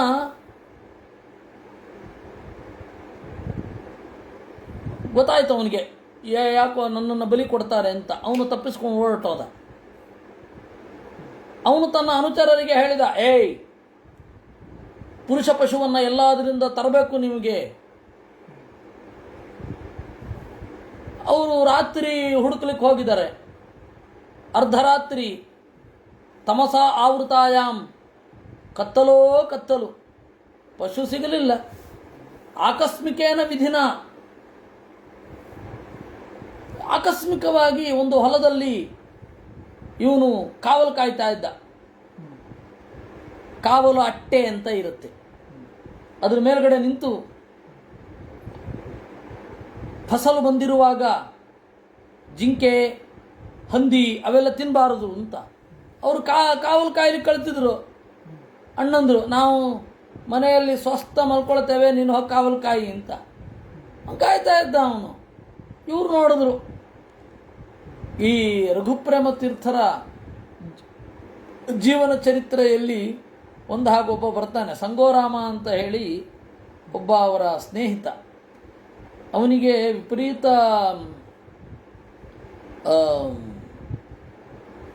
ಅಫೀಮಿನ ಚಟ. ಅವನಿಗೆ ಅಫೀಮಿಗಾಗಿ ಏನೇನೋ ಮಾಡ್ತಾ ಇರ್ತಾನೆ. ಇವ್ರು ಏನು ಸಿಗತ್ತೋ ಅದನ್ನು ತಿನ್ನೋದು. ಊರೆಲ್ಲ ಬಿಟ್ಟು ಬಂದಿದ್ದೀವಂತೆ, ಇದೇ ಯಾಕೆ ಇವೆಲ್ಲ ಅಂತ ಇವರು. ಅವನು ಹಾಗಿಲ್ಲ, ಒಳ್ಳೆ ಊಟ ಬೇಕು, ಒಳ್ಳೆ ಊಟ ಮಾಡಿ ಅಫೀಮ್ ತೆಗೆದುಕೊಳ್ಬೇಕು ಅಂತ. ಅವ ಏನು ಮಾಡಿದ, ಒಂದು ಸರ್ತಿ ಒಳ್ಳೆ ಊಟ ಸಿಗತ್ತೆ ಅಂತ ಹೊರಟು ಹೋದ. ಅದು ಮಾರನೇ ದಿವಸ ಅಲ್ಲ, ಅದ್ರ ಮಾರನೇ ದಿವಸ ದುರ್ಗಾಷ್ಟಮಿ ದಿವಸ ಬಲಿ ಕೊಡ್ತಾರೆ ಅಂತ ಗೊತ್ತಾಯ್ತು ಅವನಿಗೆ. ಆಮೇಲೆ ತಪ್ಪಿಸ್ಕೊಂಡು ಬಂದ ಅಂತ ಬರುತ್ತೆ, ಇವ್ರನ್ನ ಸೇರಿಕೊಂಡ ಅಂತ. ಆ ತರಹ ಇತ್ತು. ಈಗಲೂ ಬಲಿ ಕೊಡ್ತಾರೋ ಇಲ್ಲೋ ಗೊತ್ತಿಲ್ಲ, ಅದು ಯಾವುದು ಗೊತ್ತಾಗಲ್ಲ. ಯಾವುದೋ ಒಂದೊಂದು ಪ್ರಕರಣ ಬರುತ್ತೆ, ಕೊಡಬಹುದು, ಯಾರಿಗೂ ಗೊತ್ತು. ನಾವಂತೂ ಆ ಪರಿಸರದಲ್ಲಿ ಇಲ್ಲ ಅಷ್ಟೆ. ಭದ್ರಕಾಳಿಗೆ ಬಲಿ ಕೊಡಬೇಕು ಅಂತ ಇವನನ್ನು ಕರ್ಕೊಂಡು ಹೋದರು. ಅಥ ವೃಷಳರಾಜಮಣಿ ಪುರುಷಪಚೋ ಅಸೃಗಾಸವೇನ ದೇವೀಂ ಭದ್ರಕಾಳೀಂ ಯಕ್ಷಮಾಣ ತದಾ ಅಭಿಮಂತ್ರಿತಂ ಅಸಿಂ ಅತಿ ಕರಾಳಂ ನಿಶಿತಮಾದದೆ. ಆಯಿತು, ಇವನು ಹೋದ. ಯಾಕೆ ಅಂತ ಕೇಳಲಿಲ್ಲ. ಬಲಿ ಕೊಡ್ತಾರೆ ಅಂತ ಗೊತ್ತಾದಾಗ ಬೇಡ ಅಂತ ಗೋಗೆರಿಲಿಲ್ಲ. ಯಾಕೆ ಅವೆಲ್ಲ? ಇವ ಹೋದ, ಕರಾಳಂ ನಿಶಾತಮಾದದೆ. ಚೂಪಾಗಿರುವ, ಉದ್ದವಾಗಿರುವ, ಕಪ್ಪಾಗಿರುವ ಕತ್ತಿಯನ್ನು ತೆಗೆದುಕೊಂಡ ಅಂತೆ. ಇತಿತೇತಾಂ ಋಷಳರಾಜ್ಞಾಂ ರಜಸ್ತಮ ಪ್ರಕೃತೀನಾಂ ಧನಮದ ರಜಸೋತ್ಸಿಕ್ತ ಮನಸ ಭಗವತ್ಕಲಾಂಗಿರತ ಕುಲಂ ಕದರ್ಥೀಕೃತ್ಯ ಉತ್ಪಥೇನ ಸ್ವೈರಂ ವಿಹರತಾಂ ಹಿಂಸಾ ವಿಹಾರಾಣಾಂ ಕರ್ಮ ಅತಿದಾರುಣಂ ಯದ್ ಬ್ರಹ್ಮಭೂತಸ್ಯ ಸಾಕ್ಷಾತ್ ಬ್ರಹ್ಮರ್ಷಿ ಸುತಸ್ಯ ನಿರ್ವೈರಸ್ಯ ಸರ್ವಭೂತ ಸುಹೃದಃ ಸೂನಾಯಾಮಪಿ ಅನಭಿಮತಸ್ಯ ಆಲಭನಂ ತದುಪಲಭ್ಯ ಬ್ರಹ್ಮತೇಜತಾ ಅತಿ ದುರ್ವಿಚಹೇಣ ದಂದಹ್ಯಮಾನೇನ ವಪುಚ ಸಹಸಾ ಉಚ್ಚಚಾಳ ಶೈವ ದೇವಿ ಭದ್ರಕಾಳಿ. ಹೀಗೆ ರಜಸ್ತಮ ಪ್ರಕೃತಿನ ಒಂದೋ ರಜೋಗುಣ ಒಂದೋ ತಮೋಗುಣ ಅವರಲ್ಲಿ ಜಾಸ್ತಿಯಾಗಿ ಇದೆ. ಧನಮದ ರಜಸ ಉತ್ಸಿಕ್ತ ಮನತಾಂ, ಧನಮದದಿಂದ ಅವರ ಮನಸ್ಸು ಉಕ್ಕೇರಿದೆ. ಭಗವತ್ ಕಲಾಂಗಿರತ ಕುಲಂ, ಇವನೋ ದೇವರ ಅವತಾರವೇ ಆಗಿರುವ, ಈಗ ಅಂಗಿರಸ ಗೋತ್ರದ ಬ್ರಾಹ್ಮಣರ ಕುಲದಲ್ಲಿ ಹುಟ್ಟಿರುವ ಇವನನ್ನು ಕದರ್ಥೀಕೃತ್ಯ ತಿರಸ್ಕರಿಸಿ ಉತ್ಪಥೇನ ಸ್ವೈರಂ ವಿಹರತಾಂ, ದಾರಿ ತಪ್ಪಿ ಸ್ವೇಚ್ಛೆಯಾಗಿ ವಿಹರಿಸುವ, ಹಿಂಸಾ ವಿಹಾರಾಣಾಂ, ಹಿಂಸೆಯೇ ಆನಂದ, ಅಂತಹವರ ಅತಿದಾರುಣವಾದ ಕರ್ಮ. ವಿಶೇಷತಃ ಬ್ರಹ್ಮರ್ಷಿಯೇ ಆಗಿರುವ, ಬ್ರಹ್ಮರ್ಷಿಯಾದ ಋಷಭನಾಮಕ ಪರಮಾತ್ಮನ ಮಗನಾಗಿರುವ, ನಿರ್ವೈರ, ಯಾವ ವೈರವೂ ಇರದ, ಎಲ್ಲ ಜನರಿಗೆ ಒಳಿತಾಗಬೇಕೆಂದು ಬಯಸುವ ಭರತನ ಸೂನಾಯಾಮಪಿ, ಹಿಂಸೆಯಲ್ಲಿಯೂ ಅವಳಿಗೆ ಇಷ್ಟ ಒಂಚೂರೂ ಇರಲಿಲ್ಲ ಹಿಂಸೆ ಮಾಡೋದು. ಅದರಿಂದಾಗಿ ಆಲಭನಂ ತದುಪಲಭ್ಯ. ಓ, ಇವನನ್ನು ಕೊಲ್ತಾರೆ ಅಂತ ಗೊತ್ತಾಗಿ ಅವಳ ಮನಸ್ಸು ಸಂಕಟಗೊಂಡಿತು. ಇಂಥವರನ್ನು ಕೊಲ್ತಾರಲ್ಲ ಅಂತ ಹೇಳಿ ಅವಳೇ ಎದ್ದು ಬಂದ್ಲಂತೆ ಪ್ರತಿಮೆಯೊಳಗಿಂದ. ಭೃಶಂ ಅಮರಶ ರೋಚಾವೇತ ರಭತ ವಿಲಚಿತ ಭ್ರುಕುಟಿ ವಿಟಪ ಕುಟಿಲ ದಂಷ್ಟ್ರಾರುಣೇಕ್ಷಣ ಆಟೋಪ ಅತಿ ಭಯಾನಕ ವದನ ಹಂತು ಕಾಮ ಇವ ಇದಂ ಮಹದಟ್ಟಹಾತಮತಿ ಸಂಭ್ರಂಭೇಣ ವಿಮುಂಚಂತಿ ತತ ಉತ್ಪತ್ಯ ಪಾಪೀಯತಾಂ ದುರ್ಭಾವಾನಾಂ ತೇನೈವ ಅತಿನಾ ವೃಕ್ಣ ಶೀರ್ಷ್ಣಾಂ ಗಳಾತ್ ಸ್ರವಂತಂ ಅಸೃಗಾತವ ಮತ್ಯುಷ್ಣಂ ಸಹ ಗಣೈಃ ನಿಪೀಯ ಅತಿಪಾನ ಮದವಿಹ್ವಲ ಉಚ್ಚೈಸ್ತರಾಂ ಸ್ವಪಾರ್ಷದೈರ್ಜಗೌ ನನರ್ಥ ವಿಜಹಾರ ಚ ಶಿರಕ್ಕಂದುಕಲೀಲಯ. ಭದ್ರಕಾಳಿ ಅಂತ ಹೇಳಿದ್ರೆ ಶಿವನ ಗಣದಲ್ಲಿ ಒಬ್ಬಳು ಇದ್ದಾಳೆ. ಭದ್ರಕಾಳಿ, ಎಲ್ಲ ಭದ್ರಕಾಳಿಯರು ದುರ್ಗೆಯರಲ್ಲ. ಇದನ್ನು ನೆನಪಿಟ್ಟುಕೊಳ್ಬೇಕು. ಎಲ್ಲ ಭದ್ರಕಾಳಿಯರು ದುರ್ಗೆಯರಲ್ಲ. ಅದೊಂದು ದೇವತೆ, ಶುದ್ರ ದೇವತೆಯೇ ಇಲ್ಲಿ ಹೇಳಿದ್ದು. ಲಕ್ಷ್ಮೀದೇವಿಯೋ ಅಥವಾ ಇನ್ನಾರೋ ಅಲ್ಲ. ಅವಳು ನೋಡಿದಳು ಭೃಶ ಅಮರ್ಷ ರೋಷಾವೇಶ, ಸಹಿಸದ ರೋಷ ಆವೇಶ ಅದರ ರಭಸದಿಂದ ಹುಬ್ಬು ಗಂಟು ಹಾಕಿ, ಕುಟಿಲ ದಂಷ್ಟ್ರಾರುಣೇಕ್ಷಣ ಆಟೋಪ, ವಕ್ರವಾದ ಹಲ್ಲು, ಕೆಂಪಾದ ಕಣ್ಣು, ಇದರ ಆಟೋಪ ಅದರಿಂದ ಭಯಾನಕವಾದ ಮೋರವುಳ್ಳವಳಾಗಿ, ಹಂತು ಕಾಮ ಇವ ಕೊಲ್ಲಬೇಕು ಅಂತ, ಮಹದಟ್ಟಹಾಸಂ ಅತಿ ಸಂಭ್ರಂಭೇಣ ಅಟ್ಟಹಾಸ ಮಾಡ್ತಾ ಸಿಟ್ಟಿನಿಂದ ಅವರೆಲ್ಲರ ತಲೆಯನ್ನು ಕತ್ತರಿಸಿ, ಗಳಾತ್ ಸ್ರವಂತಂ ಅಸೃಗಾತವಂ ಅತ್ಯುಷ್ಣಂ, ನೆತ್ತರ ಕೊರಳನ್ನು ಕೊಯ್ದು ಬಿಸಿ ಬಿಸಿಯಾದ ನೆತ್ತರನ್ನು ಆಸ್ವಾದನ ಮಾಡ್ತಾ ತನ್ನ ಗಣಗಳೊಂದಿಗೆ ಮದ್ಯವನ್ನು ಕುಡಿಯುತ್ತಾ, ಸ್ವಪಾರ್ಷದೈಹಿ ತನ್ನ ಅನುಚರರ ಜೊತೆಗೆ ಜಗೌ ಹಾಡಿದಳು, ಕುಣಿದಳು, ವಿಹಾರ ಮಾಡಿದಳು. ಶಿರಕ್ಕಂದುಕ ಲೀಲೆಯ ತಲೆಯೆಂಬ ಚೆಂಡನ್ನು ಒದೆಯುತ್ತಾ ತಲೆಯನ್ನೇ ಫುಟ್ಬಾಲ್ ಆಡಿಕೊಂಡು ಇದ್ಲು. ಏವಮೇವ ಖಲು ಮಹದಭಿಚಾರಾತಿಕ್ರಮ ಕಾರ್ತ್ಸನೇನ ಆತ್ಮನೇ ಫಲತಿ. ಇದೇ ಅಲ್ವಾ ಮಹಾತ್ಮರಿಗೆ ನೋವುಂಟು ಮಾಡಿದ್ರೆ ತನಗೇ ಅದು ತೊಂದರೆ ಆಗತ್ತೆ ಅಲ್ವಾ. ನವಾ ಏತದ್ವಿಷ್ಣುರಾತ ಅದ್ಭುತಂ ಯದ ಸಂಭ್ರಮ ಸ್ವಶಿರಶ್ಛೇದನ ಆಪತಿತೇಪಿ ವಿಮುಕ್ತ ದೇಹಾಧ್ಯಾತ್ಮಭಾವ ಸುದೃಢ ಹೃದಯ ಗ್ರಂಥೀನಾಂ ಸರ್ವತತ್ವ ಸುಹೃದಾತ್ಮನಾಂ ನಿರ್ವೈರಾಣಾಂ ಸಾಕ್ಷಾತ್ ಭಾಗವತ ಅನಿಮಿತಾರಿ ವರಾಯುಧೇನ ಅಪ್ರಮತ್ತೇನ ತೈಸ್ತೈರ್ಭಾವೈರಭಿರಕ್ಷ್ಯಮಾಣಾನಾಂ ತತ್ಪಾದ ಮೂಲಂ ಅಕುತೋಭಯಮಾಶ್ರಿತಾನಾಂ ಭಾಗವತ ಪರಮಹಂಸಾನಾಂ. ಇದೇನು ಆಶ್ಚರ್ಯ, ಅವನಿಗೂ ಆಗಲಿಲ್ಲ, ನಮಗೂ ಆಗಬಾರದು. ದೇವರನ್ನು ಆರಾಧನೆ ಮಾಡುವವನಿಗೆ ಇದು ಸಹಜ ಅಂತ ಅಂದುಕೋಬೇಕು. ನೋಡಿ, ಅದರ ಸಾಹಿತ್ಯವನ್ನು ಓದ್ತೇನೆ. ವಿಷ್ಣುರಾತ ಅಂದರು. ವಿಷ್ಣುರಾತ ಹೇಳಿದರೆ ಪರೀಕ್ಷಿತ್ ರಾಜ. ವಿಷ್ಣುರಾತ ನವಾ ಏತದ್ ಅದ್ಭುತಂ, ಇದೇನು ಅದ್ಭುತ ಅಲ್ಲ. ಯದ ಸಂಭ್ರಮ ಸ್ವಶಿರಚ್ಛೇದನೆ ಆಪತಿತೇಪಿ, ಅವನಿಗೆ ತನ್ನ ತಲೆಯನ್ನು ಕತ್ತರಿಸಲಿಕ್ಕೆ ಬಂದಾಗಲೂ ಕೂಡ ಆರಾಮವಾಗಿ ಇದ್ದ. ವಿಮುಕ್ತ ದೇಹಾಧ್ಯಾತ್ಮಭಾವ ಸುದೃಢ ಹೃದಯ ಗ್ರಂಥೀನಾಂ, ದೇಹಾದಿಗಳ ದೇಹವೇ ಆತ್ಮ ಅಂತ ಅಂದುಕೊಂಡಿರಲಿಲ್ಲ. ಅದರಿಂದಾಗಿ ಅವನು ತಲೆ ಕಡಿಲಿಕ್ಕೆ ಬಂದಾಗಲೂ ಆರಾಮವಾಗಿ ಇದ್ದ. ಸರ್ವಸತ್ವ ಸುಹೃದಾಂ ನಿರ್ವೈರಾಣಾಂ, ಎಲ್ಲ ಜೀವರ ಒಳಗಡೆ ಇರುವ ದೇವರನ್ನು ಗುರುತಿಸುವ, ಯಾವುದೇ ವೈರವಿಲ್ಲದ ಭಗವದ್ಭಕ್ತರಲ್ಲಿ ಅಗ್ರಗಣ್ಯನಾದ ಭರತ ಪರಮಾತ್ಮನಿಂದ ರಕ್ಷಿತನಾಗಿದ್ದಾನೆ ಅನ್ನೋದು ಏನಾದರೂ ಅಚ್ಚರಿ ಉಂಟೆ? ಇದೊಂದೇನು ಅದ್ಭುತವೇ? ಇಲ್ಲ. ಇತಿ ಶ್ರೀಮದ್ಭಾಗವತೆ ಪಂಚಮಸ್ಕಂಧೆ ನವಮೋಧ್ಯಾಯ. ಹೌದಾ, ಅದು ಹೊರಟ ಅವನಷ್ಟೆ. ಅಥ ಸಿಂಧು ಸೌವೀರಪತೆ ರಹುಗಣತ್ಯ ವ್ರಜತ ಇಕ್ಷುಮತ್ಯಾಸ್ತಟೇ ನದ್ಯಾಹ ಭಗವಂತಂ ಕಪಿಲರುಚಿಂ ದ್ರಷ್ಟುಂ ಕಸ್ಮಿನ್ಶ್ಚಿದಾಶ್ರಮೇ ಸ್ಥಿತಂ ತತ್ಕುಲಪತಿನಾ ಶಿಬಿಕಾವಾಹಕ ಪುರುಷಾನ್ವೇಷಣತಮಯೇ ದೈವೇನ ಉಪಸಾದಿತಃ ಸದ್ವಿಜವರ ಉಪಲಬ್ಧ ಯೇ ಚ ಪೀವಾ ಯುವಾ ತಮ್ಮನನಾಂಗಃ ಖರವತ್ ಧುರಂ ವೋಢುಮಲಮಿತಿ ಪೂರ್ವವಿಷ್ಟಿಗೃಹೀತೈಃ ಸಹ ಗೃಹೀತಃ ಪ್ರಸಭಂ ಅತದರ್ಹ ಉವಾಹ ಶಿಬಿಕಾಂ ಸಹಿ ಮಹಾನುಭಾವಃ. ಸಿಂಧು ಸೌವೀರ ಅಂದರೆ ಈಗಣ ಪಾಕಿಸ್ತಾನದ ಪಂಜಾಬ್ ಸಿಂಧು ಸೌವೀರ ಅಂತ ಕರೀತಾರೆ. ಸಿಂಧು ನದ ಇದೆಯಲ್ಲ, ಅದರ ತೀರದಲ್ಲಿರುವ ಯಾವುದೋ ಒಂದು ಜಾಗ. ಅಲ್ಲಿ ಒಬ್ಬ ಒಡೆಯ ರಹುಗಣ ಅಂತ. ಅವನಿಗೆ ಕಪಿಲ ರುಚಿಯನ್ನು ನೋಡಬೇಕು ಅಂತ ಅನ್ನಿಸಿತು. ಯಾಕೆಂದರೆ ಅವನಿಗೆ ತತ್ವಶಾಸ್ತ್ರದ ಬಗೆಗೆ ಏನೋ ಒಂದು ಸಂದೇಹ ಬಂತು. ಅದಕ್ಕೆ ತತ್ ಕುಲಪತಿನ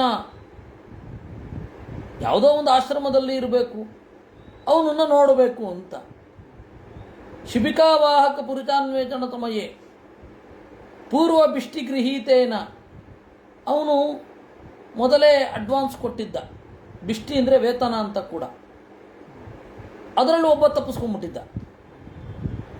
ಅವನು ಹುಡುಕ್ತಾ ಇದ್ರು. ಇವನು ಸಿಕ್ಕದ. ಉಪಲಬ್ಧ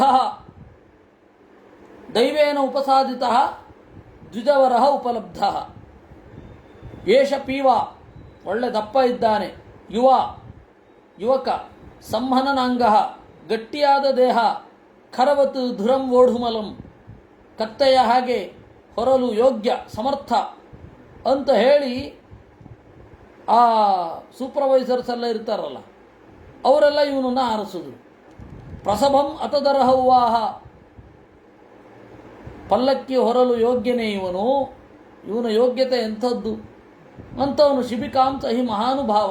ಆದರೆ ಅವನು ಆಯಿತು. ಯದಾ ಹಿ ದ್ವಿಜವರಸ್ಯ ಯುಗಮಾತ್ರಾವಲೋಕನಾನುಗತೆ ಸಮಾಪುರುಷಗತಿ ತದಾ ವಿಚಮಗತಾಯಾಂ ಸ್ವಶಿಬಿಕಾಯಾಂ ರಹುಗಣ ಉಪಧಾರ್ಯ ಪುರುಷಾನ್ ಅಧಿವಹತ ಆಹ ಹೇ ಓಢಾರಃ ಸಾಧು ಅಭಿಕ್ರಮತ ಕಿಮಿತಿ ವಿಷಮಮೂಹ್ಯತೆ ಯಾನಂ ಇತಿ.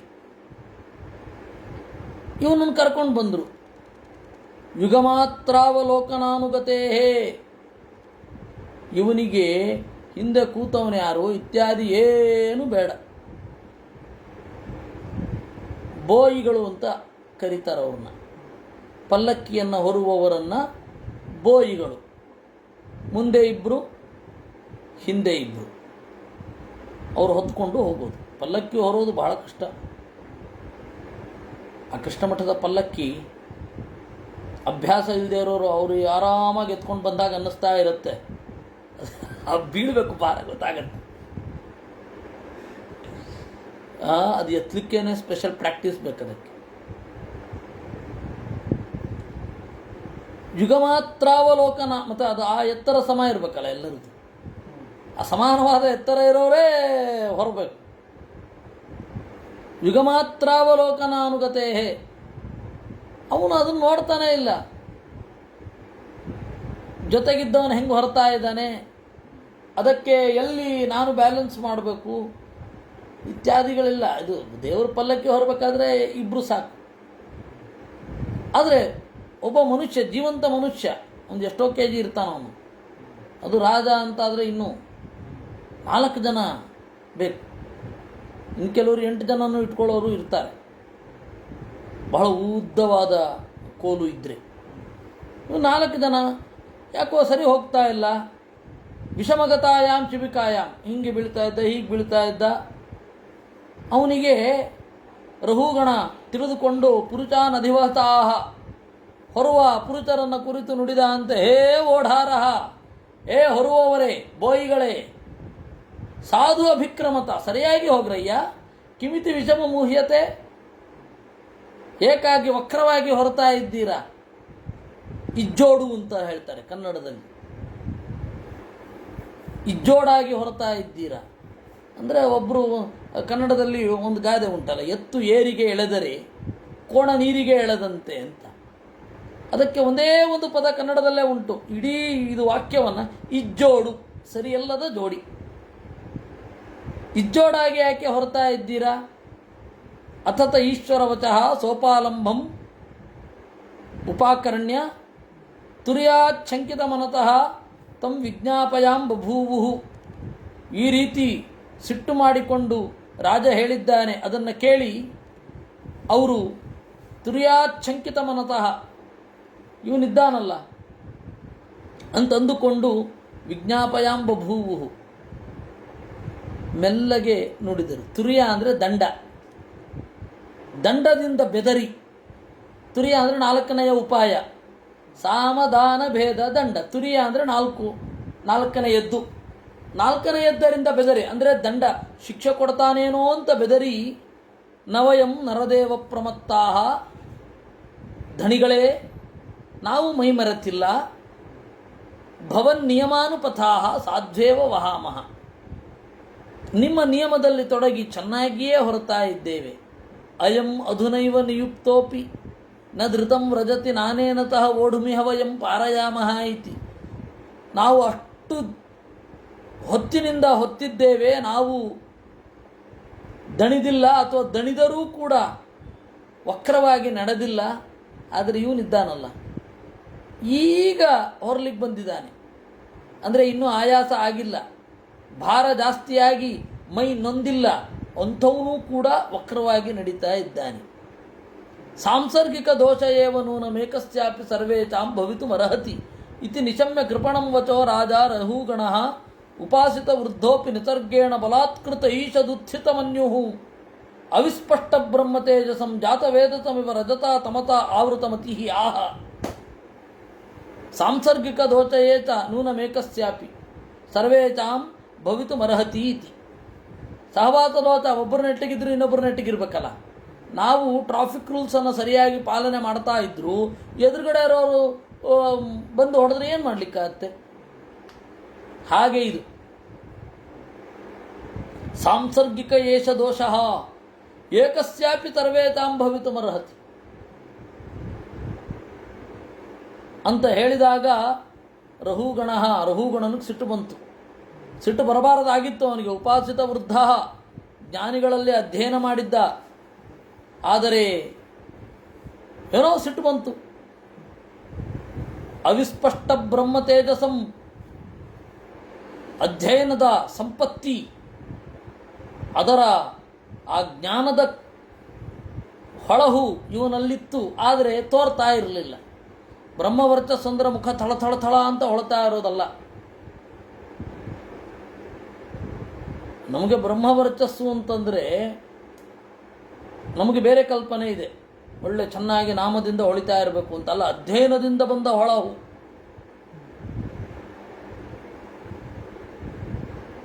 ಒಳ್ಳೆ ನಾಮಗೀಮ ಹಾಕಿದರೆ ಓ ನೋಡಿದ್ಯಾ ಬ್ರಹ್ಮವರ್ಚಸ್ಸು ಅಂತಾರೆ. ಬ್ರಹ್ಮವರ್ಚಸ್ಸು ಅಂದರೆ ವೇದದ ಅಧ್ಯಯನದಿಂದ ಬಂದಿರುವ ಮುಖದ ಕಾಂತಿ. ಅದನ್ನು ಗುರುತಿಸ್ಲಿಕ್ಕೆ ಅದೊಂದು ಹೃದಯ ಬೇಕಲ್ಲ. ಇವನ ಬ್ರಹ್ಮವರ್ಚಸ್ಸು ತೋರ್ತಾ ಇರಲಿಲ್ಲ. ಜಾತವೇದ ಸಮಿವ, ಬೂದಿಯಿಂದ ಮುಚ್ಚಿದ ಕೆಂಡದ ಹಾಗೆ. ರಜಸ ತಮಸ ಆವೃತಮತಿ ಆಹ, ಸಿಟ್ಟಿನಿಂದ ತಾನು ರಾಜ ಅಂತನ್ನುವ ಅಭಿಮಾನದಿಂದ ನುಡಿದ. ಅಹೋ ಕಷ್ಟಂ ಭ್ರಾತಃ ವ್ಯಕ್ತಮುರು ಪರಿಶ್ರಾಂತಃ ದೀರ್ಘಮಧ್ವಾನಮೇಕ ಏವ ಊಹಿತವಾನ್ ಸುಚಿರಂ ನಾತಿ ಪೀವಾ ನಾತಿ ಸಂಹನನಾಂಗಃ ರಜಸಾಚ ಉಪದ್ರುತೋ ಭವಾನ್ ಸಖೇ ನೋಯೇವ ಅಪರಯೇತೆ ಸಂಘಟ್ಟಿನಃ. ಓಹೋಹೋ, ಏನೋ ಬುದ್ಧಿ ಬಂದ್ಬಿಡ್ತು. ಸಿಟ್ಟಿನಿಂದ ಟಾಂಟು ಕೊಟ್ಟು ಮಾತನಾಡಲಿಕ್ಕೆ ಶುರು ಮಾಡಿದ. ಅಹೋ ಕಷ್ಟಂ ಭ್ರಾತಃ, ಓ ತಮ್ಮ, ಬಹಳ ಕಷ್ಟ ಅಲ್ವೇ? ವ್ಯಕ್ತಮುರು ಪರಿಶ್ರಾಂತಃ, ಚೆನ್ನಾಗಿ ದಣಿದಿರುವೆ. ದೀರ್ಘ ಮಧ್ವಾನಮೇಕ ಏವ ಊಹಿತವಾನ್, ಊಢವಾನ್ ಆಗಬೇಕು ವಸ್ತುತಃ. ಪ್ರಾಚೀನ ಪಾಠ ಊಹಿವಾನ್ ಅಂತ. ಸಂಸ್ಕೃತದ ಪ್ರಕಾರ ಊಢ ತಪ್ರತ್ಯಯ ಬಂದರೆ ಊಹಿತ ಅಂತ ರೂಪ ಆಗಲ್ಲ. ಹರ್ಷಿತ ಅಂತ ಕೆಲವರೆಲ್ಲ ಪ್ರಯೋಗ ಮಾಡ್ತಾರೆ. ಹೃಷ್ಟ ಅದು ಪ್ರಯೋಗ ಆಗಬೇಕಾದ್ರೆ ಬೇರೆ ಒಂದು ವ್ಯಾಕರಣ ಬೇಕು. ಹರ್ಷಿತ ಪುನೀತ ಅಂತ ರೂಪ ಆಗಲ್ಲ, ಪೂತ ಅಂತ ಆಗತ್ತೆ ರೂಪ. ಪವಿತ್ರಗೊಂಡವ ಪೂತ ಪುನೀತ ತಪ್ಪದು. ಏಕಏವ ಊಹಿವಾನ್, ಒಬ್ಬನೇ ಹೊತ್ತಿರುವೆ ಅಲ್ವೇ ದೀರ್ಘಕಾಲ. ಶುಚಿರಂ ನಾತಿ ಪೀವ, ಏನು ಮಾಡೋದು, ದೇಹ ಪುಷ್ಟಿ ಇಲ್ಲ. ನಾತಿ ಸಂಹನನಾಂಗ, ದಪ್ಪಗಿಲ್ಲ, ಲಟ್ಟ ಇಲ್ಲ. ಜರಸಾಚ ಉಪದ್ರುತ, ಮುದುಕಾಗೋಗಿದೀ, ಕಷ್ಟ ಅಲ್ವಾ ಹೊರೋದು. ಸಖೇ ನೋಯೇವ ಅಪರೇ ಏತೆ ಸಂಘಟ್ಟಿನಃ, ಪಾಪ ಇವರೆಲ್ಲ ಚೆನ್ನಾಗಿ ಹೊರತಾ ಇಲ್ಲ, ನೀನೊಬ್ಬನೇ ಚೆನ್ನಾಗಿ ಹೊರತಾ ಇದೆಯಲ್ವಾ. ಇತಿ ಬಹು ವಿಪ್ರಲಬ್ಧೋಪಿ ಅವಿದ್ಯೆಯ ವಿಹಿತ ದ್ರವ್ಯ ಗುಣ ಕರ್ಮಾಚಯ ಸ್ವಚರಮ ಕಳೇಬರ ಅವಸ್ತುನಿ ಸಂಸ್ಥಾನ ವಿಚೇತೆ ಅಹಂ ಮಮೇತಿ ಅನಧ್ಯಾರೋಪಿತ ಮಿಥ್ಯಾಪ್ರತ್ಯಯ ಬ್ರಹ್ಮಭೂತ ತೂಷ್ಣೀಂ ಶಿಬಿಕಾಮುವಾಹ. ಈ ರೀತಿ ಬಹು ವಿಪ್ರಲಬ್ಧೋಪಿ, ಬಹಳ ಬೈದರೂ ಕೂಡ ವಿಹಿತ ದ್ರವ್ಯಗುಣ ಕರ್ಮಾಚಯ ಸ್ವಚರಮ ಕಳೇಬರೇ ಅವಸ್ತುನಿ, ದ್ರವ್ಯಭ್ರಮೆ ಇಲ್ಲ, ಕರ್ಮಭ್ರಮೆ ಇಲ್ಲ, ಆಶಯಭ್ರಮೆ ಇಲ್ಲ, ಚರಮ ಕಳೇಬರ ಕಡೆಯ ಶರೀರ, ಅವನಿಗೆ ಮಿಥ್ಯಾಪ್ರತ್ಯಯ ಇಲ್ಲವೇ ಇಲ್ಲ. ಅನಧ್ಯಾರೋಪಿತ ಮಿಥ್ಯಾಪ್ರತ್ಯಯ, ತಪ್ಪು ತಿಳುವಳಿಕೆ ಇಲ್ಲವೇ ಇಲ್ಲ. ಬ್ರಹ್ಮಭೂತ, ದೇವರನ್ನೇ ಮನದಲ್ಲಿ ನೆನೆದು ತೂಷ್ಣೀಂ ಶಿಬಿಕಾಂ ಉವಾಹ, ಸುಮ್ಮನೆ ಹೊರತಾ ಇದ್ದ. ಅಥ ಪುನಸ್ತ್ವ ಶಿಬಿಕಾಯಾಂ ವಿಷಮಗತಾಯಾಂ ಪ್ರಕುಪಿತಃ ಉವಾಚ ರಹುಗಣಃ. ಮತ್ತೆ ಒಂದು ಸ್ವಲ್ಪ ದೂರ ಹೋದ. ಸ್ವಲ್ಪ ದೂರ ಹೋದಾಗ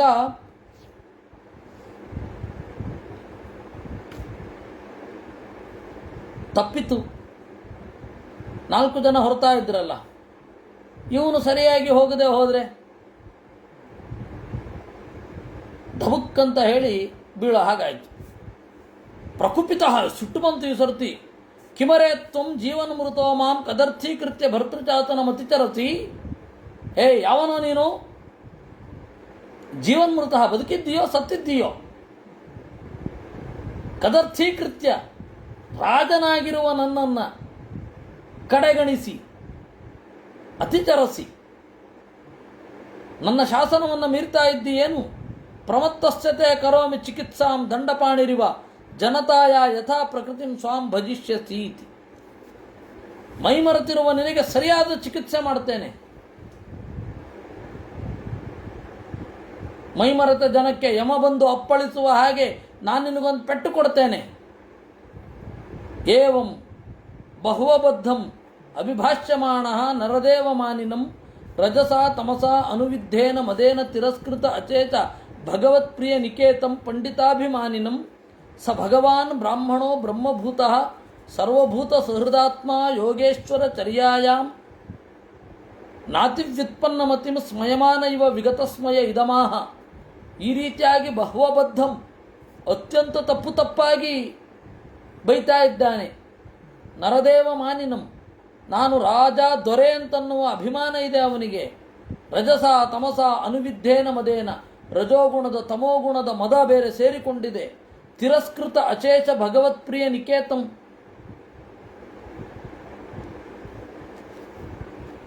ಎಲ್ಲ ದೇವರ ಮನೆಗಳಲ್ಲಿ ಮಿಗಿಲಾದವ ಅಂತಹ ಭರತನನ್ನು ತಿರಸ್ಕಾರ ಮಾಡಿದ್ದಾನೆ.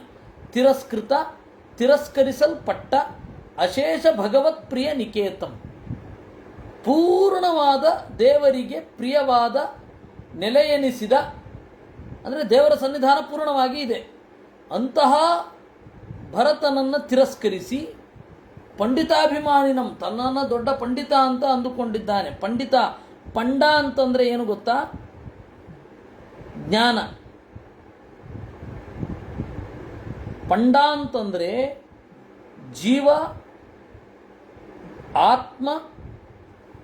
ಜೀವ ಮತ್ತು ದೇಹ ಭೇದ ಜ್ಞಾನವನ್ನು ಪಂಡ ಅಂತ ಕರೀತಾರೆ. ಅದನ್ನು ಹೊಂದಿರುವವ ಪಂಡಿತ.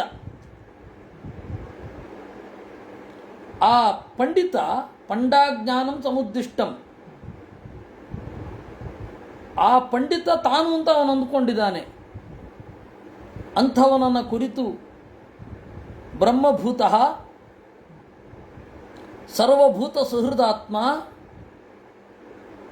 ಎಲ್ಲ ಜೀವರ ಅಂತರ್ಯಾಮಿಯಾದ ದೇವರನ್ನು ಉತ್ಕಟವಾಗಿ ಆರಾಧಿಸುವ ಆ ಭರತ ಬ್ರಾಹ್ಮಣ, ಅಷ್ಟೇ ಹೇಳ್ತಾರೆ, ಆ ಬ್ರಾಹ್ಮಣನು ಯೋಗೇಶ್ವರ ಚರ್ಯಾಯಾಮ್ ನಾತಿ ವ್ಯುತ್ಪನ್ನಮತಿಂ, ಯಾವ ರೀತಿ ಇರಬೇಕು, ತಪಸ್ವಿಗಳು ಹೇಗೆ ಇರ್ತಾರೆ ಅಂತ ಗೊತ್ತಿರದ ಅವನನ್ನು ಕುರಿತು ಸ್ಮಯಮಾನ, ಮುಗುಳು ನಗುತ್ತಾ ಎಂಬಂತೆ, ವಿಗತ ಸ್ಮಯ, ಅಹಂಕಾರ ಇಲ್ಲದೆ ಇದಮಾಹ, ಇದನ್ನು ನುಡಿದ. ಇಲ್ಲಿ ಮಧ್ವಾಚಾರ್ಯರು ತಾತ್ಪರ್ಯ ಬರೀತಾರೆ. 7ನೇ ಅಧ್ಯಾಯದಲ್ಲಿ ಅವರು ಬರೆದದ್ದು, ಮತ್ತೆ ಮಧ್ವಾಚಾರ್ಯರು ತಾತ್ಪರ್ಯ ಬರೆಯೋದು 10ನೇ ಅಧ್ಯಾಯದಲ್ಲಿ, ಅದು 8ನೆಯ ಗದ್ಯಕ್ಕೆ. ಇಲ್ಲಿ ಒಂದು ಪದ ಬರುತ್ತೆ, ತಿರಸ್ಕೃತ ಅಚೇಚ ಭಗವತ್ ಪ್ರಿಯ ನಿಕೇತಂ ಅಂತ. ಎಲ್ಲರಿಗಿಂತ ದೇವರಿಗೆ ಇಷ್ಟವಾದ ನೆಲೆ ಭರತ. ದೇವರ ಸನ್ನಿಧಾನದ ಅರಿವು ಯಾರಿಗೆಲ್ಲ ಇರುತ್ತೆ ಅವರೆಲ್ಲ ಭಗವಂತನಿಗೆ ಪ್ರಿಯವಾದ ಮನೆಗಳೇ, ಅವರೆಲ್ಲ ಭಗವಂತನಿಗೆ ಪ್ರಿಯವಾದ ಮನೆಗಳು. ಎಲ್ಲರಿಗಿಂತ ದೇವರಿಗೆ ಅಚ್ಚುಮೆಚ್ಚಾದ ಮನೆ ಭರತ. ಏನ್ರಿ ಹಾಗಂದ್ರೆ ಇದನ್ನು ಯಾವ ನೆಲೆಯಲ್ಲಿ ತೆಗೆದುಕೊಳ್ಳೋದು? ಅಲ್ಲಿ ಮಧ್ವಾಚಾರ್ಯರು ಹೇಳಿದರು, ಅಶೇಷ ಭಗವತ್ ಪ್ರಿಯಾಣಾಂ ನಿಕೇತಃ ಸಯೇವ ಭರತಃ ಮಾನುಷಾಪೇಕ್ಷಯ. ಮನುಷ್ಯರಿಗೆ ಹೋಲಿಸಿದರೆ ಮನುಷ್ಯರಲ್ಲಿ ದೇವರಿಗೆ ಅತ್ಯಂತ ಪ್ರಿಯವಾದ ಮನೆ ಅಷ್ಟೇ. ದೇವತೆಗಳನ್ನು ಇಟ್ಟುಕೊಳ್ಳಬೇಕಾಗಿಲ್ಲ, ಋಷಿಗಳನ್ನು ಇಟ್ಟುಕೊಳ್ಳಬೇಕಾಗಿಲ್ಲ. ಈ ವಿಶೇಷಣ ಏನಿದೆ ಅದು ಟೈಮ್ ಲಿಮಿಟ್ಸನ್ನು ಹೊಂದಿದೆ. ತತ್ಕಾಲ ಸ್ಥಿತ ಭಕ್ತೇತು ಮಾನುಚೇತು ಋಷಭಾತ್ಮಜ ವರೋಪಿ ಧಿಕೃತೋ ರಾಜ್ಞ ಸುಹೃದ ವೈಷ್ಣವೇಶ್ವಪಿ ಇತಿ ಗಾರುಡೇ. ಅವತ್ತಿನ ಕಾಲದ ಭಕ್ತರಲ್ಲಿ ನೋಡಿ, ನೆನಪಿಡಿ, ಅವತ್ತಿನ ಕಾಲದ ಭಕ್ತರಲ್ಲಿ ಭರತ ಮಿಗಿಲು. ತತ್ಕಾಲ ಸ್ಥಿತ ಭಕ್ತೇಚು ಮಾನುಷೇಶು, ಅದರಲ್ಲೂ ಒಂದು ಮಿತಿ ಇದೆ. ಮನುಷ್ಯರಲ್ಲಿ ಇರುವ ಭಕ್ತರಲ್ಲಿ ಭರತ ಮಿಗಿಲು. ವಿನಃ ಓವರಾಲ್ ಎಲ್ಲರನ್ನೂ ತಗೊಂಬಿಡೋದಲ್ಲ.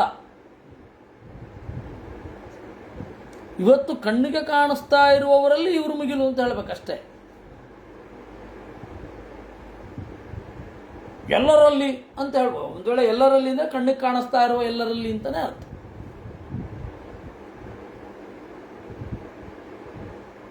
ಅದರಿಂದ ಈ ತಿರಸ್ಕೃತ ಅಶೇಷ ಭಗವತ್ ಪ್ರಿಯ ನಿಕೇತಂ ಅನ್ನೋದಕ್ಕೆ ವ್ಯಾಖ್ಯಾನ ಮಾಡಿದ್ರು. ಇನ್ನು ಸರ್ವಭೂತ ಸುಹೃದಾತ್ಮ,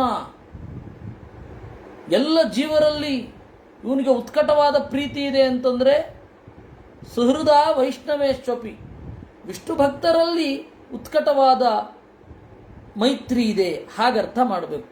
ಹೀಗೆ ಗಾರುಡದಿಂದ ಹೀಗಾಯಿತು. ಏನು ಹೇಳಿದ ಅನ್ನೋದನ್ನು ನಾವು ನಾಳೆ ನೋಡೋಣ. ಈ ಚಿಂತನೆಯನ್ನು ದೇವರಿಗೆ ಅರ್ಪಿಸೋಣ. ಕೃಷ್ಣಾರ್ಪಣಮಸ್ತು. ಅನೇನ ಭಾವಿಯತ್ ಪುಣ್ಯಂ ತದಾಪ್ನೋತು ಪಿತಾಮಹ.